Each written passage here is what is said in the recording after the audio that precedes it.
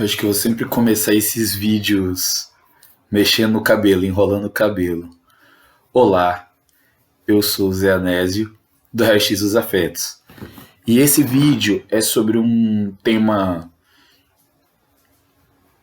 digamos assim, que não é gostoso de tratar, mas eu achei que era importante que ele fosse o tema do primeiro episódio do nosso vlog. E o tema é PM, greve, agressão e projeto genocida.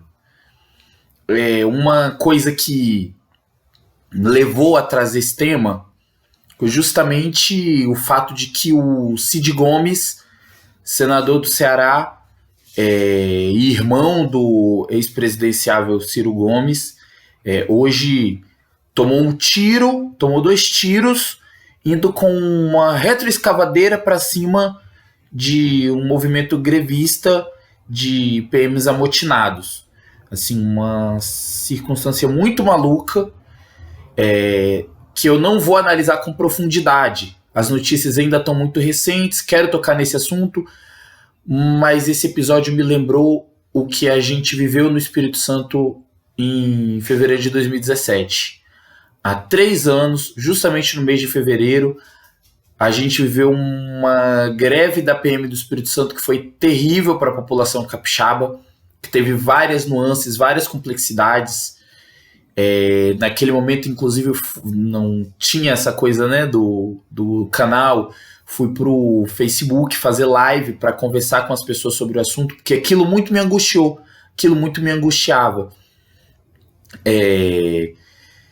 Em primeiro lugar, profissionais da segurança, por mais que sejam agentes da repressão, são também trabalhadores. E a partir do momento que eles entendem que estão sendo explorados e que precisam lutar pelos seus direitos, o meu entendimento é de que a gente precisa prestar apoio ao movimento de luta desses trabalhadores. Mas aí a gente tem uma limitação. Até que ponto esse movimento acontece de uma maneira que é aliada nossa, para que nós possamos ser aliados desse movimento também. Até que ponto nós não estamos defendendo os sujeitos que vão nos agredir quando nós estivermos nas nossas lutas, nos nossos movimentos, ou simplesmente quando nós estivermos filmando um abuso deles, dos policiais, dentro de uma escola. Hoje eu vi um vídeo que, enfim, passou no feed do Twitter sem áudio e eu não consegui clicar para ouvir o que era falado no vídeo, porque eu já estou saturado de tantos vídeos de violências policiais que têm aparecido nos últimos tempos, né? E assim, 32 anos de vida, 32 anos presenciando e sofrendo na pele agressões policiais. Então eu acho que esse é um elemento que a gente precisa colocar no nosso balanço. A complexidade do caso começa aí. A polícia militar, filha da Guarda Real Portuguesa, que foi formada com capitães do mato e feitores lá na época que a família real portuguesa veio para o Brasil em 1808, né? A polícia militar, ela serve de exemplo para os demais órgãos de segurança. Então você vê as guardas civis municipais, as polícias civis, inspiradas no militarismo das polícias militares estaduais, num tipo de violência, num tipo de domínio do corpo dos cidadãos civis, do direito da prática da violência com o argumento de que é para garantir a nossa segurança. E então o debate que nós precisamos fazer é o debate da desmilitarização, ou seja, de acabar com a polícia militar, de transformar essa estrutura de segurança que a gente tem hoje, que é uma estrutura de insegurança, que é um dispositivo de prática de violências, e o que a gente quer é combater a violência e não institucionalizar a violência.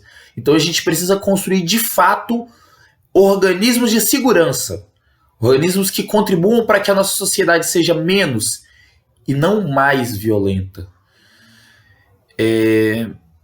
Para isso, o debate da desmilitarização da polícia está colocado. Obviamente, ele precisa ser feito junto com alguns outros debates que também são fundamentais para pensar um projeto antigenocida. Então, eu defendo muito que a gente trabalhe com, no mínimo, um tripé: a desmilitarização das polícias, o combate ao sistema carcerário, ao sistema penal, ao encarceramento, o abolicionismo penal e a terceira perna desse tripé é justamente o combate ao proibicionismo, à legalização das drogas. Nós precisamos criar dispositivos radicalmente democráticos, dispositivos de conselhos populares para gerir esses 3 aspectos fundamentais para o projeto genocida que está colocado hoje na nossa sociedade. Você perguntar, mas Anésio, o que é projeto genocida? Então, para quem já sabe, peço desculpa, mas eu vou tentar com as minhas palavras apresentar para quem ainda não sabe o que é projeto genocida.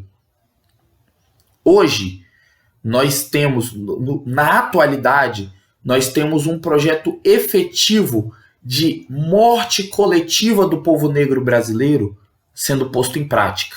Ele é um desdobramento de toda a relação histórica que o país Brasil, que a nação Brasil teve e tem com a população negra, com os africanos e com a sua descendência, a população afrodiaspórica. Afrodiaspórica, ou seja, africanos que vivem fora da África, descendentes de africanos que, mesmo não estando na África, mesmo sendo filhos, netos, bisnetos, trisnetos, são ainda a África em território brasileiro.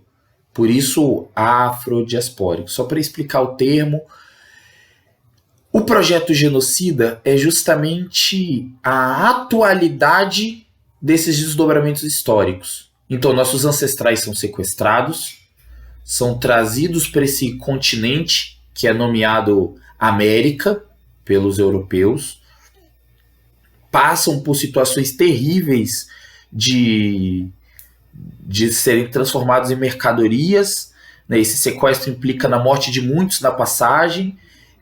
Saía mais barato comprar outro escravo africano do que cuidar da saúde do escravo que estava sendo dominado aqui em solo brasileiro para fazer a economia do país girar, né? Para ter arrancado a sua força de trabalho para que a economia brasileira funcionasse. E com o processo de lutas, de quilombos, de resistências, com o processo que descambou na abolição da escravidão, que foi a última do planeta, né, que foi, enfim, no processo parecido com todos os outros processos do Brasil, ou seja, sem uma ruptura com o escravismo. A abolição não rompe com a lógica de depreciação do negro que estava colocada no escravismo. Então, o projeto de assassinato dos negros, enquanto eles não estavam sendo utilizados como força de trabalho, daqueles que não serviam como força de trabalho, é um projeto que não se encerra. Então você tem uma política de embranquecimento da população brasileira, de tentativa eugenista, racista, né, de embranquecer a população brasileira, trazendo europeus para cá. Inclusive, os japoneses que tentaram vir nesse momento foram muito rejeitados, porque afinal eles queriam purificar a raça, e o japonês não é aceito pela branquitude, pela mentalidade europeia nesse contexto. E aí esse processo faz com que a gente fique relegado aos territórios periféricos, às piores condições de moradia, às piores condições de trabalho, o rótulo da vadiagem fica preso a gente. Então tudo que é da nossa cultura é combatido, como hoje o funk é perseguido e criminalizado. Assim foi o samba, assim foi a capoeira, assim foi a barraquinha de cuscuz, assim foi tudo. O próprio protagonismo, a própria vanguarda do Brasil na proibição da cannabis tem a ver com o fato de que a população negra, assim como fazia capoeira, que era proibido, assim como fazia o samba, que era proibido, assim como fazia uma série de coisas em roda que foram proibidas, as religiões de matriz africana também em roda fazia uso de uma determinada planta. Então, de certa forma, proibir essa planta é um modo de você ter legitimidade para controlar esse corpo, que é o corpo negro, que é o corpo das pessoas negras. E aí você constrói uma estrutura repressiva que vem a se tornar a atual polícia militar. Você constrói uma lógica de proibição das drogas que justifica, inclusive, a repressão, o tráfico de drogas, quando é no território ocupado pela população negra, quando são pessoas negras que estão envolvidas nesse processo de tráfico, ou que são apenas vizinhas, muitas vezes pessoas que são inocentes no chamado crime de tráfico são consideradas pelo aparato repressor como parte do processo e injustamente criminalizadas. E num terceiro lugar também a gente tem aí um destino natural para a população negra, que é quando não morre, vai para a cadeia, muitas vezes para morrer na cadeia, ou para os manicômios, ou para o desemprego, para o subemprego, para as piores condições de moradia, para as piores tragédias ambientais. Esse é o projeto genocida. E quando a gente tem, agora em 2020, uma greve de policiais no Ceará tocando o terror na população e um senador indo com um trator para cima desses grevistas amotinados e tomando tiro, eu vou fazer aqui o meu julgamento prévio. Pode ser que amanhã eu veja notícias e mude de posição, mas nesse momento eu quero colocar essa posição aqui. Eu vejo erro de todos os lados. Primeiro que, por mais que aquele movimento grevista estivesse tomando atitudes gravíssimas que colocassem a vida da população em risco, que oferecessem ameaça à população, nada justifica você com um trator para cima de corpos humanos. Era para derrubar o portão, mas tinha um monte de pessoas ali atrás daquele. Então, se não houvesse resistência ali, se não houvesse o tiro, o que o Cid Gomes ia fazer? Ia atropelar aquelas pessoas com aquela retroescavadeira? Então, isso precisa ser colocado, isso precisa ser dito. Esse tipo de comportamento é o comportamento que, quando nós fazemos manifestações legítimas, é assim que o Estado burguês nos trata. Não é uma retroescavadeira. Eu acho que aquilo ali é simbólico, mostra uma arrogância dos Gomes. O modo de fazer política deles é terrível, é arrogante. E essa postura de tipo assim, não, eu vou lá atirar com o trator. É um jeito de fazer política que, sinceramente, rejeito profundamente.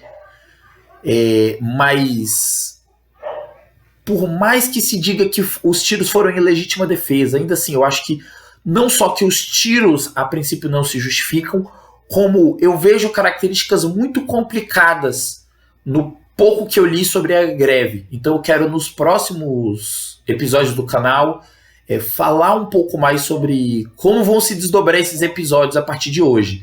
Eu só quero terminar voltando em 2017. Eu morava em Feu Rosa, na Serra, no estado do Espírito Santo. E um dia eu saí de madrugada para pedalar no meu bairro, como eu sempre fazia, desde que eu me entendo por ciclista. E antes disso, a pé, desde que eu me entendo por gente, desde que eu, adolescente, podia caminhar pelo bairro, enfim. Saí para dar uma volta de madrugada no meu bairro, durante a greve da polícia. Eu relatei isso, como eu disse mais cedo, numa live de Facebook na época, que talvez eu consiga encontrar e resgatar o depoimento dessa live, porque naquele momento foi possível fazer um pouco de análise do que estava acontecendo naquela greve do Espírito Santo. A gente estava de dentro da greve, tentando entender o que estava acontecendo. E ali, enfim, foi muito louco. Eu virei uma esquina e dei de cara com, se eu não me engano, 3 caras, não lembro agora se eram 2 ou 3 caras, com touca ninja, armas de mira laser e uma postura assim muito, sabe, de quem sabe operar arma, não sei, de quem tem tática, de quem tem treinamento, e apontaram a arma para mim. Eu levantei as mãos, eu tava pedalando, né? Eu vim pedalando sem as mãos, assim. Eles disseram, é morador, pode vir, morador, tá tranquilo. Primeiro eles mandaram parar quando apontaram a arma pra mim. Falaram, morador, tá tranquilo. E aí, quando eu passei por eles, eles falaram, avisa aí que... Pode avisar a população aí que a polícia que tá tendo polícia. O recado era esse. E ali eu percebi que... E depois outros episódios da greve foram confirmando isso pra gente, que havia uma proto-milícia, algum tipo de segurança particular, herança dos esquadrões de extermínio, talvez, que tem uma história lá no Espírito Santo, né? A gente tem uma história com o Esquadrão Lecoq, com toda essa história terrível aí. Mas que havia, por trás da greve, um interesse de tocar o terror na população para aumentar a legitimidade, obviamente, da polícia oficial de alguma forma. Eu acho que é uma tentativa de tipo assim, olha, como é que sem a polícia a coisa fica terrível. Isso até como estratégia da greve, mas não só, de legitimação da militarização perante os olhos da sociedade. Depois a gente descobriu que o Bolsonaro, que na época não era ainda presidente da República, e o Manato, que é um nome do Bolsonaro lá no Espírito Santo, não sei se ainda é, mas era, né, na época, eu estou um pouco por fora das relações do Bolsonaro com o Manato, que eles estavam por trás de um dos grupos que participava da gestão do movimento grevista. Mas ali foi possível perceber que uma parte daquele movimento era uma parte com interesses mais do que apenas de legitimar a instituição ou militarismo, de interesses de vender um serviço particular de segurança. Então, pessoas que foram para alguns comerciantes em alguns bairros nobres da cidade de Vitória oferecer o serviço durante o período da greve, dizendo, olha, se vocês quiserem agora, ou mesmo depois que a greve acabar, se vocês quiserem contratar um serviço particular, policiais indo oferecer serviço de segurança particular. O negócio deles cresceu muito depois daquela greve. Então isso precisa ser colocado como ponto de análise, porque o projeto genocida, ele não é apenas um projeto contra o povo negro, que nada tem a ver com a luta de classes que determina a dinâmica do capitalismo. É o próprio capitalismo que tem interesse de colocar as vidas da classe trabalhadora, as vidas da classe negra, as vidas da classe das mulheres em ameaça para aumentar o potencial de lucratividade. Isso precisa ser colocado na balança para a gente fazer uma boa análise. Então, esse era um ponto que eu queria colocar para finalizar esse nosso primeiro episódio. A greve do Espírito Santo permitiu que a gente percebesse, vocês perdoem aí que eu estou fazendo o vídeo aqui sem cortes e o cachorro aqui da vizinhança está latindo profundamente, mas a greve de 2017 permitiu que a gente percebesse. Algumas pessoas diziam, não, a gente tem que apoiar a greve, porque a luta dos trabalhadores diziam, não, a gente tem que ir contra a greve, porque são os policiais, não sei o quê. Alguns diziam, não, é um movimento legítimo, tem trabalhadores ali que estão reivindicando direitos familiares de trabalhadores, mulheres que foram para a porta dos quartéis para poder impedir a saída deles, para tornar possível a greve, já que eles próprios não podiam fazer greve. E outros que diziam, não, isso aí é bandido que está organizando isso aí, esses policiais que estão organizando isso são tudo mau caráter. Eu acho que não era nem só uma coisa nem a outra. Tinha as duas coisas ali. Tinha vários grupos envolvidos. Tinha a galera do Bolsonaro, tinha a galera das milícias. Hoje eu consigo ver uma coisa que em 2017 eu não tinha esse conhecimento de que eram as mesmas galeras, que o Bolsonaro era o nome das milícias no Rio de Janeiro já naquele momento, já há muito tempo.